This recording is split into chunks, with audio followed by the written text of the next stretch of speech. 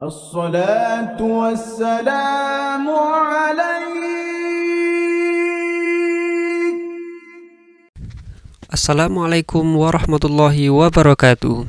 Hai guys, dalam Islam ada beberapa mazhab yang dianut oleh umat Islam, dan yang paling populer yaitu 4 mazhab yang sudah kita ketahui.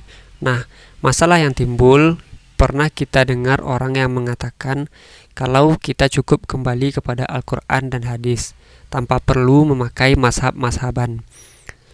Pendapat mereka ini mereka landasi dengan dalil atau hadis tentang kutinggalkan 2 perkara yang berupa Al-Quran dan hadis, seperti yang sudah kita ketahui semua.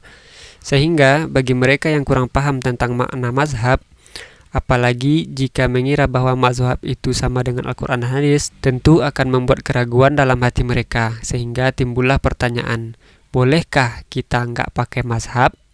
Yuk simak jawaban dari Ustadz Abdul Somad. Sebelum itu, jangan lupa di-subscribe dulu ya guys. Apakah kita harus mempunyai salah satu mazhab? Jadi kau selama ini tak pakai mazhab?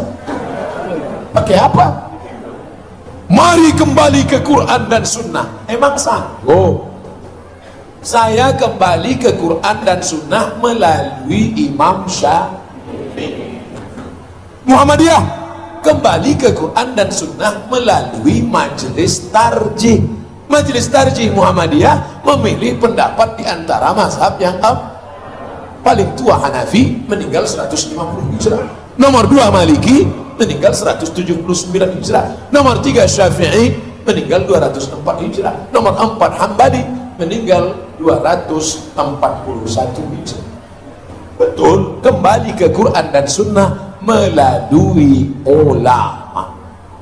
Saya tidak mau ikut Syafi'i, saya tidak mau ikut Hambali, saya tidak mau ikut Maliki, saya tidak mau ikut Hanafi, pokoknya saya ikut Quran dan Sunnah. Berarti kau imam mazhab kelima. Kalau AC rusak, kemana dibawa? Reparasi AC. Kalau HP rusak, di mana dibawa?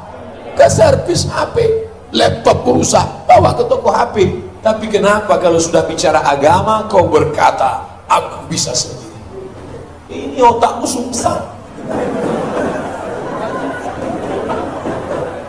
Jangan percaya ulama. Saya tidak percaya ulama. Saya tidak percaya ulama. Yang penting saya langsung ke Quran. Waktu kau naik pesawat, kau percaya tak sama pilot? Kenapa kau tak berkata seperti kata itu? Aku tak percaya sama pilot. Aku mesti tahu mana koplingnya, mana giginya, mana. Pernah tak waktu naik pesawat kau ketuk pintu, Pak Pilot, aku mau nanya, ini bensinnya kemana aja Mas? Ini solar apa premium apa pertama? Artinya waktu naik pesawat kau percaya kepada pilot. Kenapa waktu naik pesawat kau percaya pada pilot? Sedangkan ini kenapa kau tak percaya pada ulama? Syafi'i manusia, aku manusia. Syafi'i makan, aku makan. Syafi'i tidur, aku tidur. Betul, tapi Imam Syafi'i hafal Quran umur 7 tahun. Semua hadis itu ada di kepalanya. Imam Syafi'i kalau pergi ke masjid telinga disumbatnya pakai kapas, karena dia takut semua yang dia dengar dia hafal. Sedangkan engkau Iqra baru Iqra 5. Baca Quran pun pakai huruf Latin. Ya Asin.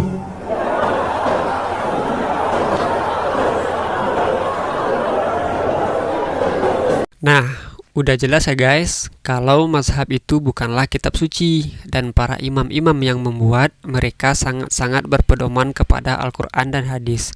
Dan para imam ini sudah terbukti bahwa mereka orang-orang yang soleh. Sedikit tambahan dari admin, bahwa admin pernah mendengar dari Ustadz Adi Hidayat kalau mazhab itu berasal dari kata mazhaba ilai, yang artinya apa yang dipilih. Contohnya guys, Rasulullah memberikan beberapa macam gaya dalam beberapa masalah sholat.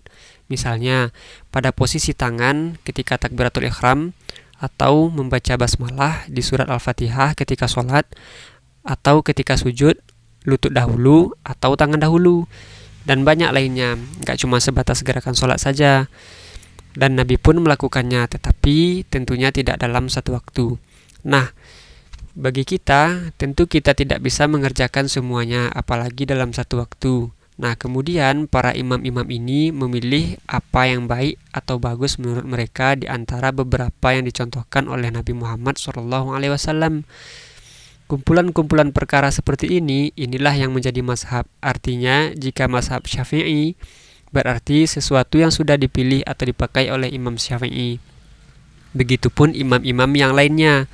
Sehingga memudahkan kita yang fakir akan ilmu dalam memilih sesuatu yang ditinggalkan oleh Nabi Muhammad SAW tanpa keluar dari pedoman Al-Quran dan hadis. Jadi, ketika kita memilih suatu mazhab, bukan berarti kita keluar dari Al-Quran dan hadis, tapi justru dengan memilih mazhab adalah cara kita berpedoman kepada Al-Quran dan hadis.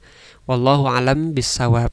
Sampai jumpa di video selanjutnya. Assalamualaikum warahmatullahi wabarakatuh. ولولا